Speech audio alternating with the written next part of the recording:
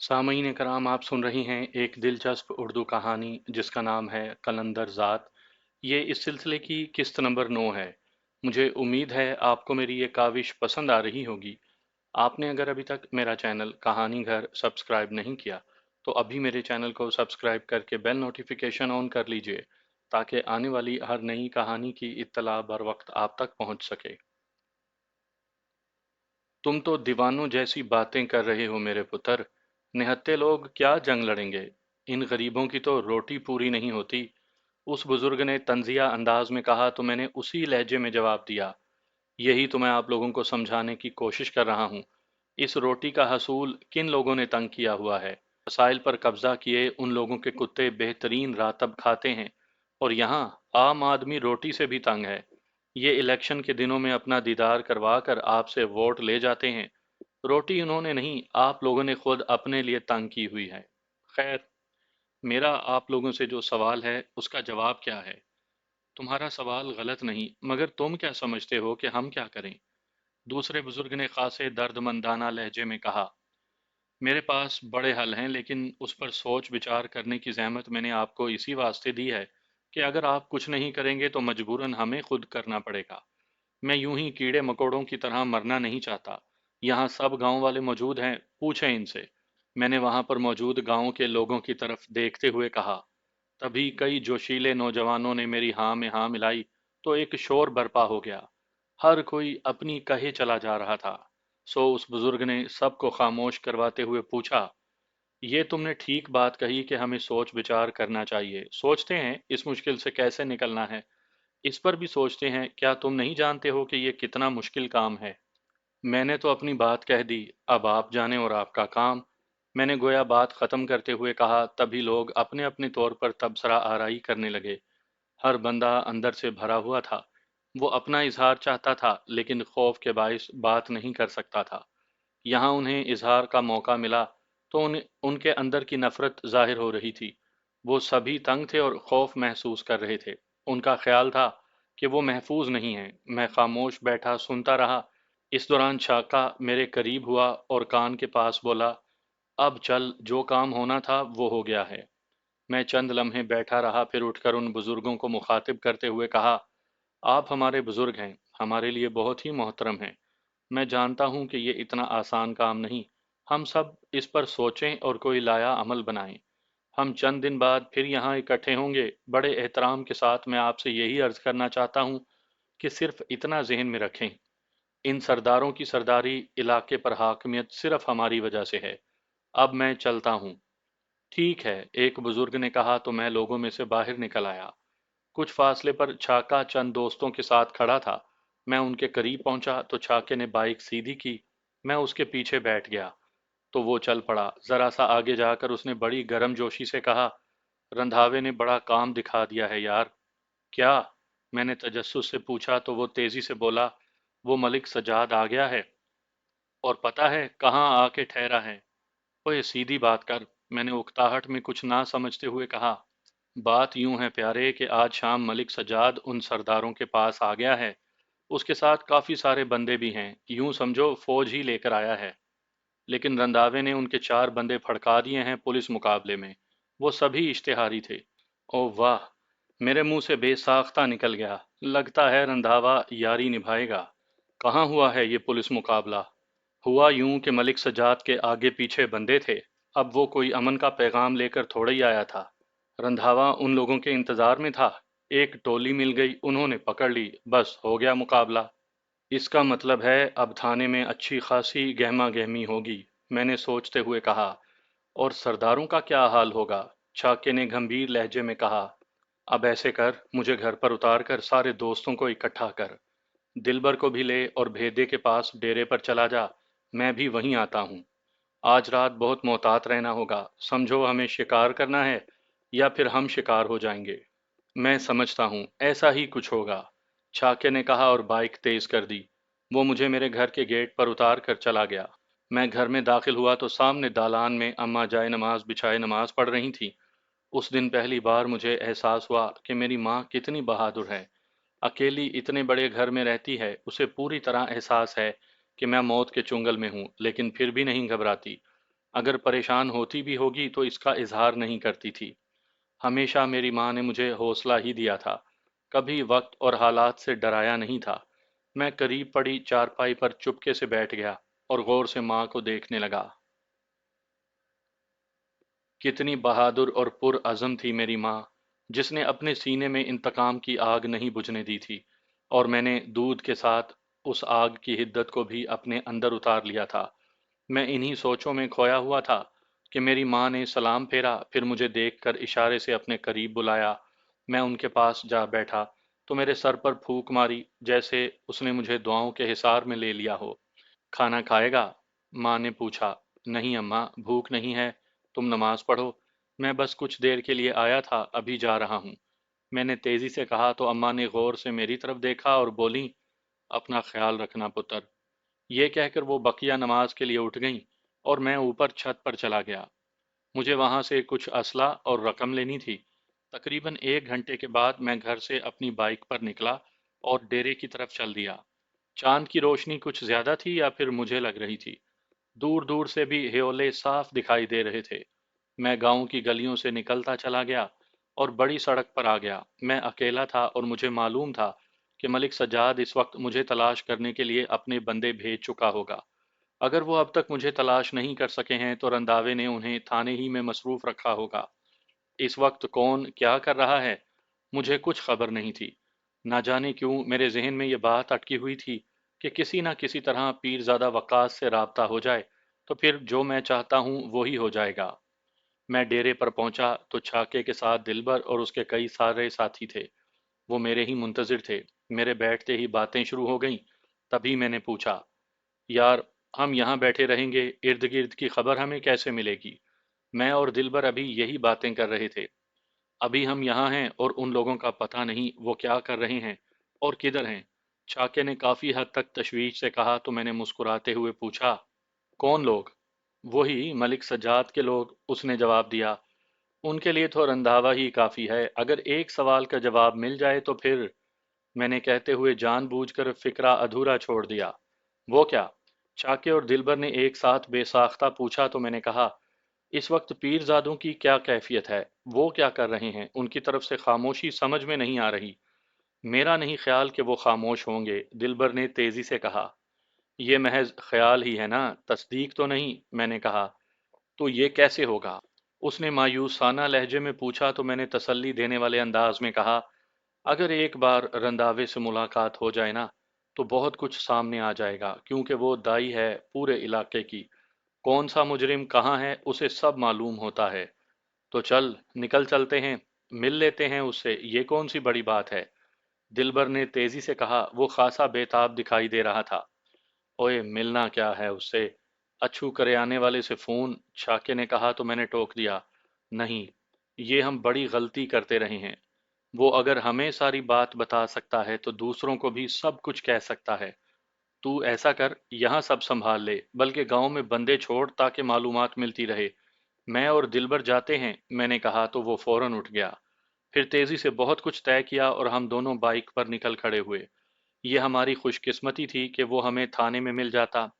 मैंने बाहर निकलते हुए छाके को असला और रकम के बारे में समझा दिया था कि इनका क्या करना है। वो समझ गया था। उस वक्त आधी रात होने को थी जब मैं और दिलबर दोनों डेरे से निकले और करीबी कस्बे की जानिब चल पड़े। मैं बाइक चला रहा था और दिलबर असला लिए मेरे पीछे बैठा था। कच्चे रास्तों पर मैं एहतियात से चलता रहा, फिर जैसे ही पक्की सड़क आई मैंने तूफानी रफ्तार से बाइक को भगा दिया और तकरीबन पौने घंटे में हम कस्बे जा पहुंचे। थाना काफी हद तक सुनसान पड़ा था। मैंने जाते ही बाहर खड़े संतरी से पूछा, रंधावा साहब हैं थाने में? जी नहीं, वो चले गए हैं, उसने मुझे गौर से देखते हुए कहा। दिलबर ने अपना असला छुपाया हुआ था। कहाँ गए हैं? मुझे उनसे बहुत जरूरी मिलना है, मैंने कहा, क्योंकि वो मुझे पहचान कर मुस्कुरा दिया था। पता नहीं, गश्त पर होंगे या फिर आराम करने क्वार्टर पर, देख लें। उसने इशारे में जवाब दिया तो मैंने थाने के अंदर जाकर बाइक रिहायशी इलाके की तरफ मोड़ ली। हमें रंधावे का क्वार्टर तलाश करते चंद मिनट लगे। मैं बाइक रोक कर उतरा और जाकर उसका दरवाजा बजाया। दूसरी दस्तक के बाद उसने दरवाजा खोल दिया, फिर तेजी से बोला, जल्दी से अंदर आ जा, इसे भी अंदर ले आ। दिलबर ने बात सुन ली थी। वो उतरा तो मैंने बाइक क्वार्टर के अंदर कर ली। वो तनहा था और यूनिफॉर्म में था।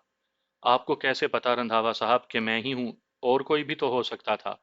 मैं अभी आया हूँ, तेरी पहली दस्तक पर मैंने अंदर से झांक कर तस्दीक कर ली थी कि बाहर कौन है। मुझे तो ये भी मालूम है कि तेरे साथी के पास असला है। चल अब काम की बात कर कि क्यों आया है। उसने तेजी से कहा। मैं सूरत हाल जानने के लिए आया हूँ। ये क्या गेम चल रही है और मैं तुझे फिक्र करने की कोई ज़रूरत नहीं है। जब तेरा काम होता तो तुझे बता देता। मेरा बंदा तुम तक पहुंच जाता, तू बेफिक्र हो जा। लेकिन फिर भी मलिक सज्जाद, ओए सुन, उसकी तो बहन, वो अभी जिंदा यहां से नहीं जाएगा। पीरजादों को ये बावर करवा दिया है मैंने कि तुम इस गेम का हिस्सा नहीं हो। उसके तीनों बंदे सरदारों ने ही मरवाए हैं और ये जो 4 बंदे मरे हैं, ये पीरजादों ही ने मारे हैं। ये उन दोनों की आपस में लग गई है, सुबह तक देखना क्या होता है। मैं दाद देता हूँ तेरे जहन की, तूने जो प्लान किया था वैसा ही हो रहा है। अगर उन्होंने आपस में कोई समझौता कर लिया तो? मैंने एक खदशा जाहिर किया। वो तो होना ही है, आज नहीं तो कल, कल नहीं तो परसों, जब भी उन्हें मालूम हुआ कि गेम क्या हुई है। मगर ये उस वक्त तक समझौता नहीं हो सकता जब तक मलिक सज्जाद इधर है, क्योंकि पीरजादे ये समझ रहे हैं कि उन्हें क्रश करने के लिए सरदारों ने दूसरों से मदद ली है। अब मलिक सज्जाद का मरना बहुत जरूरी है, तो फिर उसे मार देते हैं। मैंने यूं कहा जैसे किसी चूंटी को मसलने की बात कर रहा हूं। मैं जानता हूं कि तुम उसे मार दोगे, लेकिन यह मुद्दा पीरजादों के सर ही पड़ना चाहिए ताकि ये दुश्मनी लंबी हो जाए। ये कैसे होगा? मलिक सज्जाद तो यहाँ किला बंद हो गया है, वो तो बाहर नहीं आ रहा। मैंने यूं ही बात छोड़ी, हालांकि मुझे उसके बारे में कोई खबर नहीं थी। हाँ ये तो है, मैंने खुद उसे सरदारों की हवेली तक महदूद रहने को कहा है। बाहर निकलने पर मैंने उसकी जिम्मेदारी नहीं ली। उसके बंदे डेरे पर हैं, और तुझे बता दूं, आज रात किसी वक्त पीरजादों के बंदों ने डेरे पर हमला कर देना है। अब इसमें किसका कितना नुकसान होता है मैं नहीं जानता। उसने लापरवाहाना अंदाज में कहा। तो एकदम से मेरे जहन में ख्याल रेंग गया। तब मैंने कहा, मैं अगर उनकी मदद करूं तो? नहीं, फिर तो मामला सारा सामने आ जाएगा। उसने सोचते हुए कहा। ठीक है, मैं कुछ भी नहीं करूंगा, लेकिन अगर मैं मलिक सज्जाद का काम कर दूं तो? मैंने उसको इशारा दिया तो वो सर हिलाते हुए बोला, मुझे कैसे पता चलेगा कि तूने ऐसा कर दिया है और फिर सरदारों की हवेली में? नामुमकिन है। ये मेरा काम है कि मैं ये कैसे करता हूँ, बाकी संभालना आपका काम है। ये मैं नहीं जानता कैसे। ये कहकर मैंने उठते हुए उसके चेहरे पर देखा जहां तफक्कुर के गहरे असरात थे। फिर आहिस्तगी से बोला, क्या मेरा वहां पर होना जरूरी है? मैं नहीं जानता, लेकिन आज रात कुछ ना कुछ हो जाएगा।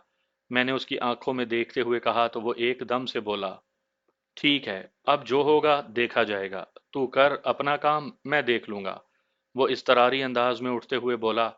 मैंने उससे हाथ मिलाया और फिर मुड़ गया। दिलबर ने बाइक बाहर निकाली। फिर अगले चंद लम्हों में हम रिहायशी कॉलोनी से निकलते चले गए। रात का तीसरा पहर खत्म होने को था। चांद मगरबी उफ्क के किनारे जा लगा था। चांदनी की वो पहले वाली आबोताब नहीं रही थी। मैं गांव के बाहर आ पहुंचा था। मेरे एक तरफ गांव, तकरीबन आधा किलोमीटर के फासले पर हवेली, और फिर उससे आगे जाकर तकरीबन 2 किलोमीटर पर सरदारों का डेरा था। अगर मैं घूम कर हवेली के अकब से निकलता तो डेरे तक जा सकता था, या फिर सड़क पर जाते हुए मैं हवेली के रास्ते के सामने से गुजरता। मुझे हवेली और डेरे के दरमियान रुकना था। मुझे असल में हैरत यह थी कि मलिक सज्जाद ने आते ही मुझ पर हमला क्यों नहीं करवाया। इस सवाल का जवाब तो मुझे गांव ही में मिल गया था कि उसके बंदे मारे गए थे। अगर रंधावा पीरजादों के हमले के बारे में ना बताता तो मेरे जहन में कई दूसरे ख्याल आते चले जा रहे थे। अब पूरा मंजर मेरे सामने वाज़िया था। मैंने सारी एहतियात एक तरफ रखी और पक्की सड़क पर सीधा चलता चला गया। हवेली की तरफ जाने वाले रास्ते पर कोई नहीं था। फिर चंद ही मिनटों में हम हवेली और डेरे के दरमियान जा रुके। बाइक बंद होने से एकदम सन्नाटा छा गया। दिलबर, तू समझ गया है ना कि मैं क्या चाहता हूँ? अच्छी तरह। वो मेरे इशारों से बात समझ गया था। तूने सामने नहीं आना, फिर जैसे ही मैं कहूँ निकल जाना है, बाकी तुम खुद समझदार हो। मैंने अपने तौर पर उसे समझाया और कच्ची सड़क की दूसरी जानिब चला गया। मैंने अपने पिस्टल निकाले, मैगजीन देखे और पूरी तरह तैयार हो गया। मेरी जैकेट में 2 दस्ती बम थे जो मैं खसूसी तौर पर छत से उठा कर लाया था। हमें वहां बैठे हुए ज्यादा देर नहीं हुई थी कि डेरे की तरफ से एकदम फायरिंग होना शुरू हो गई। रात के सन्नाटे में फायरिंग की आवाज बहुत दूर दूर तक सुनाई देने लगी थी।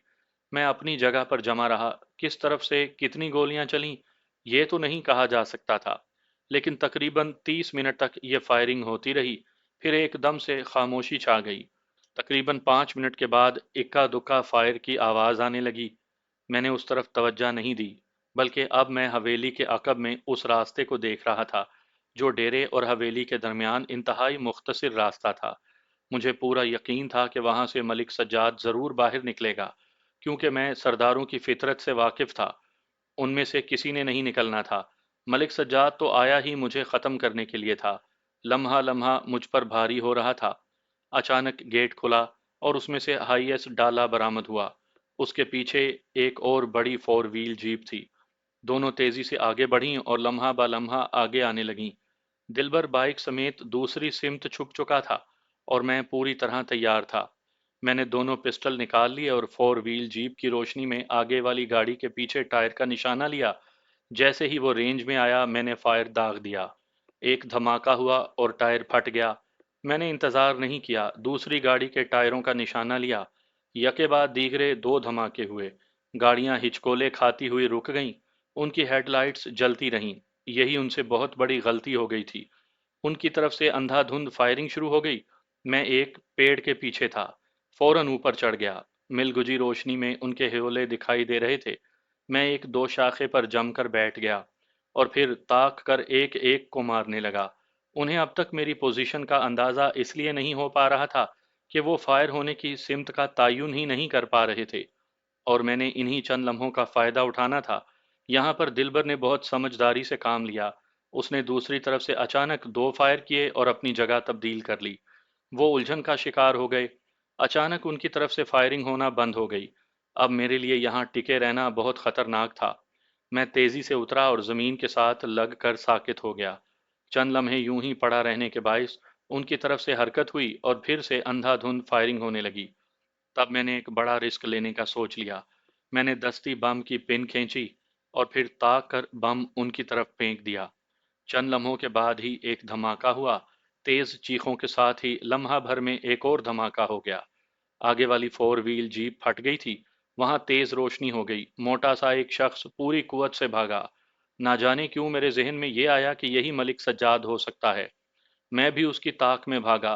तीन चार बंदे उसके साथ भाग रहे थे, शायद वही बचे थे। मुमकिन है उनके जहन में यह हो कि दूसरी गाड़ी भी फट सकती है। और फिर हुआ भी ऐसे ही। अचानक हाईएस्ट डाला गाड़ी एक जोरदार धमाके से फट गई। मैंने भागते हुए उन बंदों पर फायरिंग करना शुरू कर दी। इस बार उन्हें फायर की सिमत का अंदाजा हो गया। उन्होंने जल्दी में पोजीशन ले ली, मगर तब तक मैं दो को ढेर कर चुका था। अब सिर्फ दो बंदे थे। एक वही मोटा सा बंदा और दूसरा अपने हुलिये ही से कोई गार्ड दिखाई दे रहा था। मैं कोई लम्हा जाया किए बगैर उस गार्ड का निशाना ले चुका था। जैसे ही उस मोटे बंदे को अंदाजा हुआ कि वो तनहा रह गया है, उसने भागना चाहा, मगर मैंने उसकी टांगों का निशाना ले लिया। वो गिर गया। मैंने आखिरी मैगजीन बदला और उसके करीब चला गया। मैंने अंधेरे में उसे सीधा किया और पूछा, मलिक सजाद, अपनी आखिरी ख्वाहिश बताओ। कौन हो तुम? उसने लरजते हुए खौफजदा लहजे में पूछा। तुम्हारी मौत। बड़े दावे किए थे ना तुमने। मैंने लफज चबाते हुए कहा, मैं हार मानता हूं, मैं अभी यहां से चला जाऊंगा, बाकी तुम्हारी मर्जी। उसने कहा तो मैंने उसकी तरफ देख कर कहा, जाओ, भाग जाओ, अगर भाग सकते हो। मौत कोई सजा नहीं है। जब भी तुम्हारे साथ कुछ होगा तुझे मैं याद आऊंगा। जाओ, भाग जाओ। उसने उठने की कोशिश की मगर नहीं उठ सका। उसने रहम तलब निगाहों से मेरी तरफ देखा और बोला, मुझे बचा लो। नहीं, इंसान को बचाया जाता है, सांप को नहीं, जो बरसा बरस दूध पिलाने वाले को भी डंक मार देता है। अब तुम्हारी किस्मत, मैं जा रहा हूं, मैंने कहा और तेजी से उस तरफ बढ़ा जहां मैंने दिलबर को छोड़ा था। मुझे अंदाजा ही था। मैं जब वहां पहुंचा तो ये देखकर हैरान रह गया कि वो जख्मी हालत में पड़ा था। अंधाधुंध फायरिंग में उसे कोई गोली लग गई थी। दिलबर, ओए दिलबर, होश कर। मैं ठीक हूं, उसने बड़े हौसले से कहा। तो मैंने उसे तेजी से उठा लिया। उसकी गन ना जाने किधर थी। मैंने बाइक के पास पहुंचकर कहा, हौसला रखना दिलबर, और मुझे पकड़कर बैठे रहना, बस गांव तक पहुंच जाएं। तू फिक्र न कर, उसने कराहते हुए कहा। मैंने उसे एहतियात से बिठाया और फिर बाइक बढ़ा दी। सुबह की रोशनी हर तरफ फैल चुकी थी। जसपाल और हरप्रीत ने सारी रात आंखों में काट दी थी। वो कुछ देर तक छत पर रहे और फिर नीचे कमरे में आ गए। अनुजीत ने कुछ बंदे बुलवा लिए थे, वो ही रात भर पहरा देते रहे। अनुजीत ने फोन पर ही थाने में इत्तला दे दी थी, मगर वहां से कोई भी नहीं आया था। फिर उन तीनों ने फैसला किया कि वो खुद थाने जाएंगे। उनकी जीप रात ही से वहीं खड़ी थी। उस वक्त जसपाल और अनुजीत कार में बैठकर निकले और थाने की तरफ चल पड़े।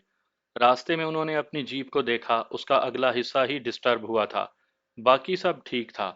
वो तीनों जीप देखते हुए खामोश रहे। अनुजीत ने कार आगे बढ़ा ली, जबकि जसपाल उन जगहों को देखने लगा जो उसकी समझ के मुताबिक रात उसने भाग दौड़ में पार की थी। अजीब तरह का तासुर उसके अंदर फैल गया था, जिसमें गुस्सा, नफरत और इंतकाम की शिद्दत ज्यादा थी। वो अपने तौर पर सोचने लगा था कि अब उसने क्या करना है, दुश्मन तो उस तक पहुंच गया है। यही सोचते हुए वो थाने के गेट तक जा पहुंचे। कार एक तरफ पार्किंग में लगाने के बाद वो तीनों उस पुरानी सी इमारत के अंदर चले गए।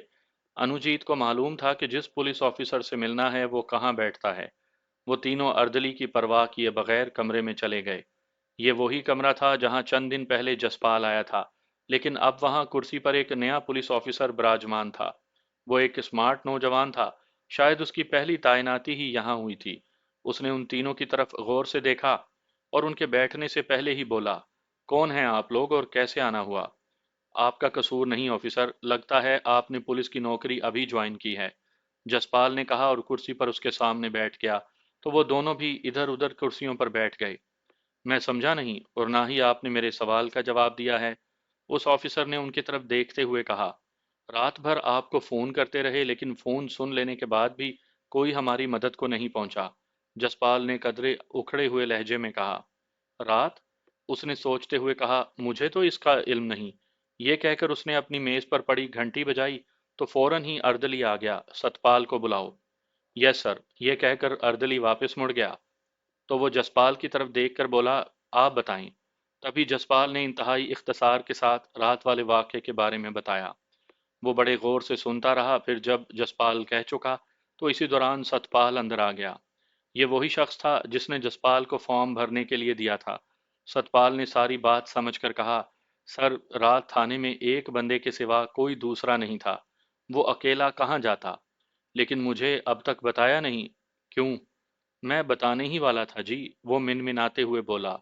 ठीक है, एफआईआर दर्ज करो, बाकी मैं देखता हूँ। ये कहकर वो जसपाल की तरफ मुतवज्जा होकर बोला, मैं अभी मौका देखता हूँ, आप प्लीज। उसने कहा तो जसपाल उठ गया। उन्हें इब्तदाई रिपोर्ट लिखवाते कुछ देर हो गई। उससे फरागत के बाद वो वहां से चल दिए। वो समझ गए कि यहाँ मजीद रुकना बेकार होगा। अब क्या प्रोग्राम है उनका, इंतजार करना है? अनुजीत ने कार में बैठते हुए पूछा। ये लोग पता नहीं कब आएंगे। तू हवेली की तरफ चल, देखें काम कितना मुकम्मल हुआ है। मैं चाहता हूँ कि जितनी जल्दी मुकम्मल हो जाए उतना ही बेहतर है। तब अनुजीत ने कार का रुख उस तरफ कर लिया। कुछ ही देर के बाद वो उसी चौक में पहुंच गए जिसके एक कोने में उनकी हवेली थी, और वहां बहुत सारे मजदूर काम कर रहे थे। कुछ ही देर के बाद ठेकेदार उनके पास आ गया। वो कुछ देर काम से मुतल्लिक बातें करते रहे। जसपाल अभी वहीं पर था कि उसका सेल फोन बज उठा। उसने स्क्रीन देखी, वो वैनकूवर से फोन था। उसने रिसीव करके हेलो कहा तो दूसरी तरफ से पूछा गया, आप कंप्यूटर के पास हैं? अभी तो नहीं, उसने जवाब दिया। तो फिर आप फौरन कंप्यूटर पर आ जाएं, दूसरी तरफ से कहा गया, और उसके साथ ही फोन बंद कर दिया गया। उसके दिमाग में अलार्म बज गया था। सो उसने ठेकेदार से अपनी बात समेटी और वापसी के लिए मुड़ गया। इतनी जल्दी? हरप्रीत ने पूछा। हाँ, अभी बताता हूँ। उसने दूर खड़े अनुजीत को इशारे से चलने का कहा और कार की जानिब बढ़ गया। जिस वक्त वो पक्की सड़क से घर जाने वाली कच्ची सड़क पर आए, तो कुछ पुलिस वालों के साथ पुलिस ऑफिसर भी खड़ा था। उन्हें देखते ही जसपाल ने कहा, अनुजीत, तुम जरा इन्हें डील करना, मेरा घर पहुंचना जरूरी है। ठीक है, ये कहकर उसने कुछ फासले पर कार रोक दी। अनुजीत उतर गया तो उसने ड्राइविंग सीट संभाल ली। फिर वो वहां नहीं रुका और सीधा घर चला गया। कार से उतरते हुए उसने किसी हद तक हैरान हरप्रीत की तरफ देखकर कहा, तुम ऐसा करो, चाय की तेज प्याली बनाकर ऊपर मेरे कमरे में आ जाओ फौरन। क्या ज्योति से ना कह दूं? उसने कुछ ना समझते हुए कहा। तब तक वो अंदर की जानिब चल दिया था। जो तुम मुनासिब समझो, ये कहते हुए वो सीढ़ियां चढ़ गया। वो अपने कमरे में पहुंचा, लैपटॉप उठाया और उसे ऑन करके सोफे पर बैठ गया। वैंकूवर से उसका खास दोस्त जसमिंदर सिंह ढल्लू ऑनलाइन था। हाँ बोलो, उसने कहा। तुम्हें रविंदर सिंह के बारे में मालूमात चाहिए थी ना? हाँ तो, वो तेजी से बोला। वो मैंने तुम्हें मेल कर दी हैं, तस्वीरों और नक्शों के साथ। पढ़ने के बाद डिलीट कर देना। और बाकी मैंने अमृतसर में सारा सेटअप कर दिया है। बस तुम्हें वहां पहुंचने की तारीख बताना होगी। बाकी सारा इंतजाम वो कर देगा। मैं आज ही निकलूंगा और रात के किसी भी पहर वहां पहुंच जाऊंगा, या मुमकिन है शाम से पहले, उसने जोश भरे लहजे में कहा, जिसमें काफी हद तक गुस्सा छलक रहा था। तो ठीक है, मैं तुम्हें एक नंबर भेज देता हूँ। अमृतसर जाते ही राब्ता करना और उस बंदे पर आंखें बंद करके एतमाद करना। वो बहुत ज्यादा भरोसेमंद आदमी है। तुम नहीं जानते, उसकी आधी से ज्यादा फैमिली इधर है। जसमिंदर सिंह ने उसे पूरे एतमाद से बताया। ठीक है, भेजो नंबर। और हाँ, ये सब कुछ मैंने उसी से हासिल किया है। मेरे पास महफूज है, जब चाहे दोबारा भेज दूंगा। लेकिन तुम कोई रिस्क ना लेना। ओके, मैं समझ गया, जसपाल ने तेजी से कहा। फिर कुछ वक्त तक उनकी आपस की दोस्तों और फैमिली के बारे में बातें हो रही थी कि हरप्रीत आ गई। तभी उसने अपने साथ बैठने का इशारा किया तो वो बैठ गई। चंद मिनटों बाद जसमिंदर ऑफलाइन हो गया, तभी उसने अपना इनबॉक्स खोलते हुए कहा, हरप्रीत, मैं अभी कुछ देर के बाद अमृतसर जा रहा हूँ। क्यों, अकेले ही? उसने हैरत से पूछा।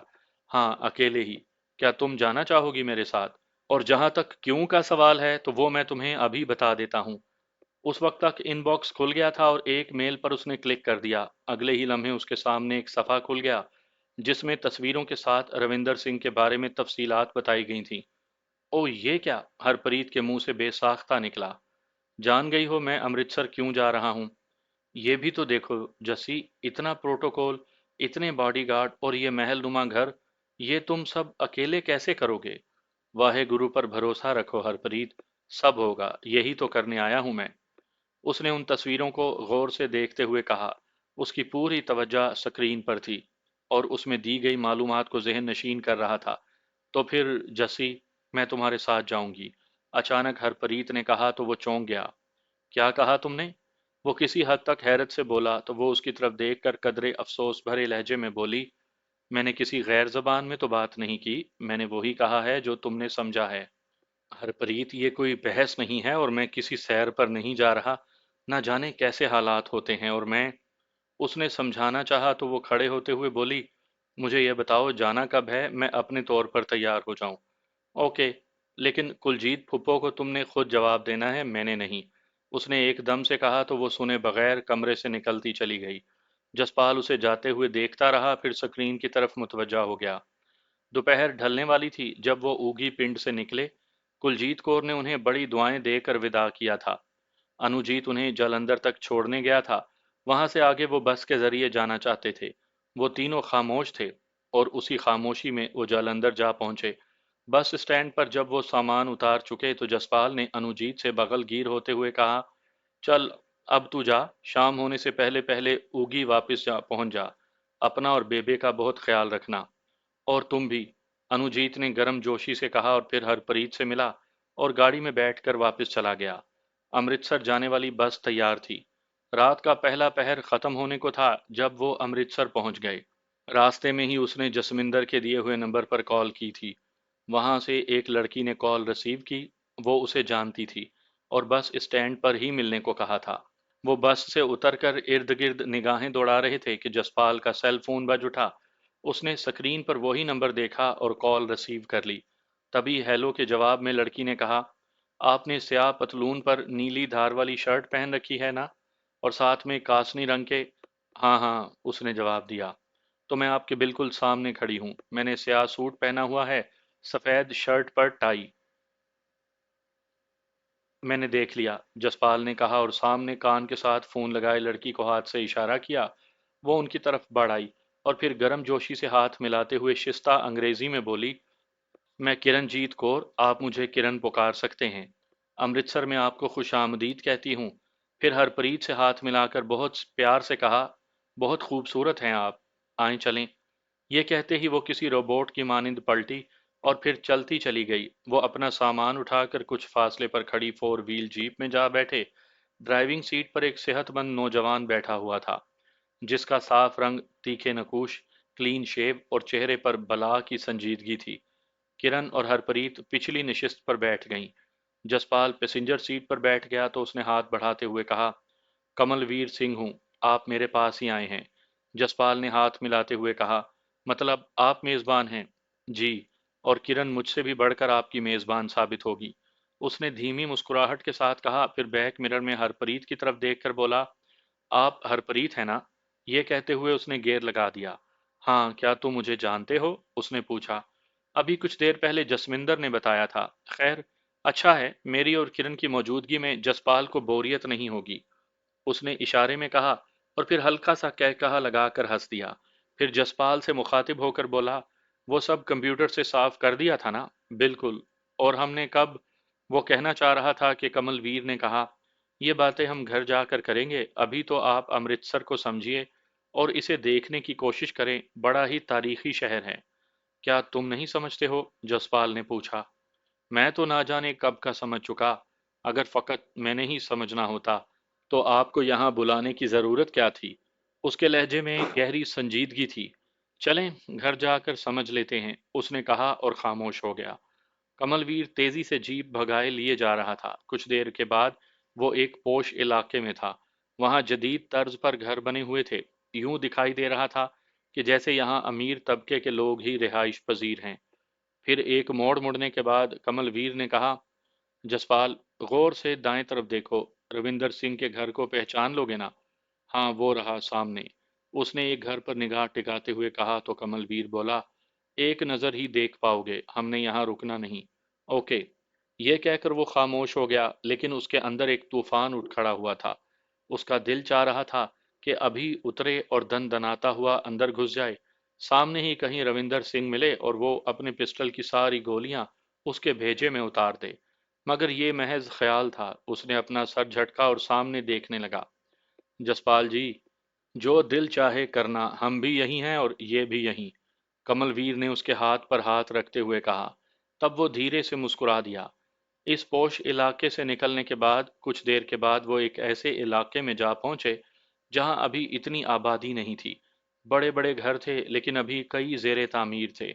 एक हू का आलम था। चांदनी के साथ बरकी कुमकुमों से बहुत हद तक रोशनी फैली हुई थी। वो एक किलानुमा घर के सामने रुक गए। जल्दी ही गेट खोल दिया गया तो जीप समेत वो पोर्च में जा रुके। ये लें जी, हमारा घर आ गया, कमलवीर ने कहा और उतर गया। वो सब भी उतरकर अंदर की जानिब चल दिए। पहले पहल तो यूं लगा जैसे उनके अलावा कोई है ही नहीं। फिर धीरे धीरे कुछ मुलाजिम और मुलाजमाएं नजर आना शुरू हो गईं, जो लफ्जों से ज्यादा इशारे समझते थे।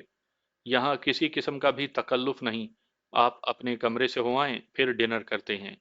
जसपाल ने सर हिलाया तो किरण उन्हें लेकर एक कमरे की तरफ चली गई। शाहाना अंदाज में सजाया गया कमरा उनका मुंतजिर था। कैसा लगा तुम्हें, कमल और किरण? मतलब, डबल के, हरप्रीत ने एक सोफे पर बैठते हुए कहा। अच्छा, बहुत अच्छा। बाकी उसका काम देखकर, जसपाल ने मोहतात अंदाज में कहा और फिर वॉशरूम की जानिब बढ़ गया। निहायत पुरतकल्लुफ डिनर के बाद जब बर्तन उठाए जाने लगे तो वो चारों ड्राइंग रूम में आ गए। कमलवीर ने अपना लैपटॉप खोल लिया, फिर वैसे ही मालूमात का सफ़ा निकाल कर बोला, ये है रविंदर सिंह का घर। आज वो यहाँ नहीं, दिल्ली में है, लेकिन उसका पुत्र हरदीप सिंह आज इधर ही है, वरना ये अपने बाप के साथ ही होता है। उसकी पत्नी और बेटा भी यही हैं। अभी हम यहाँ से कुछ देर के बाद निकलेंगे। वाह, अभी? हरप्रीत के मुंह से बेसाख्ता निकला तो कमल और किरण ने चौंक कर उसकी तरफ देखा। फिर चंद लम्हे देखते रहने के बाद वो फिर स्क्रीन की तरफ देखकर बोला, ये उसके घर का नक्शा है। फिर एक जगह निशानदही करके बोला, यहाँ से हमने अंदर जाना है। हमारे लिए जो सबसे अच्छी बात है वो ये कि इस इमारत में कुत्ते नहीं हैं। हरदीप सिंह को कुत्ते पसंद नहीं हैं, इसलिए उसने अपनी सिक्योरिटी पर बंदे ज्यादा लगाए हुए हैं। ये इमारत में दाखिल होने का बेहतरीन पॉइंट है। उसने माउस की तीर से एक जगह की निशानदही करते हुए कहा। फिर उसके साथ ही वो मंसूबे की तफसीलात बताने लगा। चंद मिनट तक सभी ने खामोशी से सुना। तभी जसपाल ने सब की तरफ देखते हुए पूछा, तो फिर कब चलने का इरादा है? बस अभी कुछ देर के बाद, मुझे एक फ़ोन कॉल का इंतज़ार है, किरण ने कमल की तरफ देखते हुए कहा। ओके। वो गर्दन हिलाते हुए बोला तो हरप्रीत उठकर अंदर चली गई। चंद मिनट तक उनमें खामोशी रही, फिर बोरियत से उकताते हुए जसपाल प्लान के मुख्तलिफ पहलुओं पर बात करने लगा। इतने में हरप्रीत पलट आई। उसने ब्लू जीन और स्याह टी शर्ट पहनी हुई थी। अपनी जुल्फें कसकर पोनी की सूरत में बांध ली थी। टी शर्ट के ऊपर उसने एक जैकेट पहनी थी जो स्लीवलेस थी। पाँव में ग्रे जॉगर्स। वो पूरी तरह तैयार दिखाई दे रही थी। सभी ने एक निगाह उसे देखा। मुमकिन है कोई तबसरा होता, लेकिन ऐसे में किरण का फोन बज उठा। हेलो के बाद वो कुछ देर सुनती रही, फिर ओके कहकर फोन बंद कर दिया। हरदीप सिंह अपनी पत्नी और बेटे के साथ इस वक्त ऊपर वाले पोर्शन में मौजूद है। वो उनके साथ बैठा एक दिलचस्प इंडियन फिल्म देख रहा है जो ज्यादा से ज्यादा 1 घंटा मजीद चलेगी। सिक्योरिटी की क्या पोजीशन है? कमल ने संजीदगी से कहा। वो तो वही है, रिहाइशगाह के सामने की तरफ ड्रामा करना होगा, किरण ने कहा। ओके, आओ चलें, कमल ने कुर्सी पर हाथ मारते हुए कहा तो वो सभी उठ गए। वो एक ही जीप में निकले थे, लेकिन 2-3 चौराहों के बाद 2 कारों ने उनके पीछे आना शुरू कर दिया था। ये उन्हीं के साथ थे। तकरीबन आधे घंटे की ड्राइविंग के बाद वो उस पोश इलाके में पहुंच गए। तभी कमल ने बुड़बुड़ाने वाले अंदाज में कहा, जसपाल, यहाँ कुछ करना इतना मुश्किल नहीं, लेकिन करके फरार होना बहुत मुश्किल है। इसलिए किसी का इंतजार किए बगैर जिसे निकलने का चांस मिलता है वो निकल जाए। सब ने सुन लिया, मगर बोला कोई नहीं। वो कुछ फासले पर खड़े सिक्योरिटी गार्ड्स की एक गाड़ी को देख रहे थे। अगले चंद मिनट में वो उस रिहाइश गाह पर पहुंच गए। कमल ने वहां गाड़ी नहीं रोकी, बल्कि सड़क के साथ ही टर्न ले लिया और इमारत की पिछली तरफ जाकर रुक गए। स्ट्रीट लाइट हर जानिब रोशन थी। उन्होंने गाड़ी रुकते ही चश्मे जदन में इधर उधर देखा और बाउंड्री वाल के साथ लग कर बैठ गए। उस तरफ झाड़ी नुमा पौधे और छोटे फूलदार दरख्त थे। चंद लम्हे दुबके रहने के बाद कमल खड़ा हुआ। किरण भी उसके साथ खड़ी हो गई। कमल ने अपने हाथ जोड़कर पेट के साथ लगाए। किरण ने उस पर पांव रखा और खारदार तारों के तले चार दीवारी पर हाथ को मजबूती से जमाया। दूसरे हाथ से कटर निकाला, फिर बड़ी एहतियात से लोहे की तार काट दी। एक लम्हे के लिए वो साकित हो गई। उन्हें बता दिया गया था कि खारदार तारों में बिजली की रो को बंद कर दिया गया है, लेकिन फिर भी एहतियात जरूरी थी। तार कटते ही अलार्म बजते तो सारा मामला ही ठप हो जाता। मगर कुछ नहीं हुआ। इससे यह साबित हो गया था कि अंदर की मालूमात दुरुस्त हैं। तभी किरण ने होले से कहा, ओके, कट गई। गार्ड? कमल ने हल्के से पूछा। सामने तो नहीं है, उसने सरगोशी में कहा। चलो फिर, उसने कहा तो किरण उचक कर ऊपर उठ गई। उसी लम्हे जसपाल और हरप्रीत ने भी ऐसा ही किया। हरप्रीत ऊपर पहुंच गई। उस वक्त तक दोनों चार दीवारी की दूसरी तरफ कूद गई थी। जब कमल ने जसपाल को ऊपर चढ़ने में मदद दी, जसपाल दीवार पर चिपक कर लेट गया और उसने एक बाजू से कमल को सहारा दिया। वो आनन फानन पैर जमाता ऊपर उठ गया। इस सारे अमल में 1 से 2 मिनट सर्फ हुए और वो चार दीवारी की दूसरी तरफ दुबक कर बैठे हुए थे। इसी असना में 2 कारों के टायरों के चिरचराने की तेज आवाज गूंज उठी। प्लान यही था कि रिहाइश गाह के सामने 2 कारें आमने सामने यूं रुकेंगी जैसे हादसा हो जाने वाला हो। फिर दोनों तरफ से लोग उतरकर एक दूसरे के साथ गुत्थम गुत्था हो जाएंगे, यहां तक कि असला निकल आएगा। यही वो वक्त था जब हमने अपने तौर पर हरदीप सिंह तक पहुंचने की कोशिश करनी थी। वो रिहायशी इमारत का पिछला हिस्सा था। उस तरफ गार्ड्स होने चाहिए थे, लेकिन वो इस वक्त मौजूद नहीं थे। लेकिन इसका मतलब ये नहीं था कि वो इधर ना आए। एक बड़े सारे बरामदे में अंदर की तरफ एक दरवाज़ा था। उसकी हालत से लगता था कि वो अंदर ही रहता होगा। जिस कमरे में मुतवक्का तौर पर हरदीप मौजूद था, उसके साथ ही एक लोहे का पाइप ऊपर तक जाता था। जसपाल तेजी से पाइप पर चढ़ने लगा, जबकि कमल और किरण उसी दालान में तारीकी का हिस्सा बन गए। नीचे हरप्रीत कौर खड़ी थी। जसपाल को ऊपर पहुंचने में ज्यादा से ज्यादा 1 मिनट लगा होगा। वो खिड़की तक पहुंच गया। बाहर की तरफ से लोगों के हल्के हल्के शोर की आवाजें आने लगी थी, जो यकीनन वहां पर बहुत ऊंची होंगी। जसपाल ने खिड़की में से देखा, सामने टीवी चल रहा था। उसके सामने पड़े सोफे पर एक मर्द, औरत और बच्चे की गर्दनें दिखाई दे रही थी। बिलाशुबा खिड़की का शीशा टूटने से आवाज पैदा होनी थी, मगर यह रिस्क उसे लेना था। इसके साथ अंदर की तरफ तो शीशा था, लेकिन बाहर लोहे की मजबूत जाली थी, जिसे फौरन काटा नहीं जा सकता था। यही उसकी राह में रुकावट थी, वरना उसका दिल चाह रहा था कि अंदर जाकर खुद अपने हाथों से हरदीप सिंह का गला दबा दे। پھر اس پر مٹی کا تیل چھڑک کر اپنی آنکھوں سے اس کو جلنے کا تماشا کرے۔ اس کے پاس اپنی ان خواہشات کو پورا کرنے کے لیے وقت نہیں تھا۔ اس نے آنن فانن شیشہ توڑ دیا، جس سے اندر بیٹھے ہوئے لوگوں نے چونک کر کھڑکی کی طرف دیکھا۔ اس کے سامنے ہردیپ سنگھ تھا، جو حیرت سے کھڑکی کی جانب دیکھ رہا تھا۔ اس سے پہلے کہ وہ کچھ سمجھتا اور کسی پناہ میں چھپ جاتا، اس نے ٹریگر پر انگلی رکھ دی۔ یکے بعد دیگرے 3 فائر ہوئے۔ ایک فائر اس کے چہرے پر لگا تھا، جس سے خون کا فوارہ ابل پڑا تھا۔ وہ مزید وہاں رکنا نہیں چاہتا تھا۔ وہ فوراً نیچے کی جانب لپکا۔ کھڑکی میں سے چیخنے، چلانے اور کراہوں کی آوازیں آنے لگی تھیں۔ اس وقت تک کمل دیوار کے ساتھ لگ کر کھڑا ہو گیا تھا۔ کرن نے اپنا پاؤں اس کے ہاتھوں پر رکھا اور 4 دیواری پر جا پہنچی۔ ایسا ہی ہرپریت نے کیا، پھر جسپال، اور آخر میں کمل نے اسے اوپر اٹھا لیا۔ چشم زدن میں وہ چاروں دیوار کے پار تھے۔ رہائشی عمارت کے اندر بھگدڑ مچ چکی تھی۔ ایک کوہرام تھا جو اٹھ گیا تھا۔ اب ان کے پاس ایک ایک لمحہ قیمتی تھا۔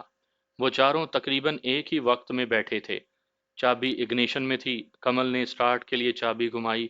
انجن جاگتے ہی اس نے گاڑی بھگا دی۔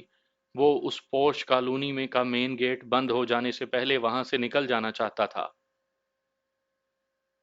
ورنہ گاڑی کو چھوڑ کر گلیوں اور دکانوں کے راستوں میں سے نکلنا پڑتا، اور یہ انتہائی درجے کا رسک تھا۔ وہ کالونی میں کہاں تک بھاگتے؟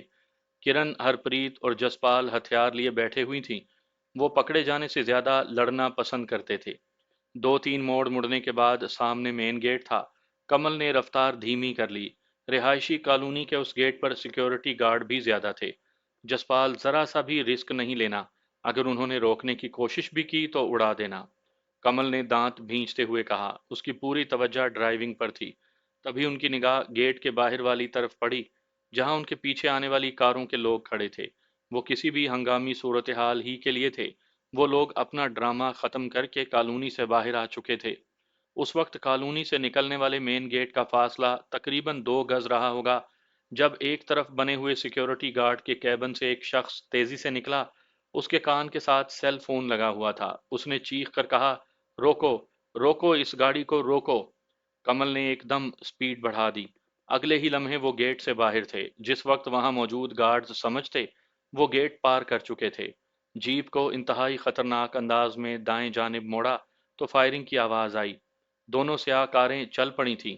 بلا شبہ اب نہ صرف ان کا تعاقب کیا جانا تھا، بلکہ پورے امرتسر کی پولیس ان کی تلاش میں نکل پڑنے والی تھی۔ تقریباً 15 منٹ کی ڈرائیونگ کے بعد وہ رنجیت ایونیو کے گول چکر کے پاس آ گئے۔ تبھی کمل نے گاڑی کو ٹرن دیا اور ایک بڑی ساری شاپ کے سامنے جیپ روک لی۔ پھر ہنستے ہوئے بولا، شریف لوگوں کی طرح اپنے اپنے ہتھیار چھپا کر باہر نکلو فوراً۔ یہ کہتے ہوئے اس نے گاڑی بند کی اور اتر کر یوں دکان کی جانب چل پڑا جیسے اسے کوئی جلدی نہ ہو۔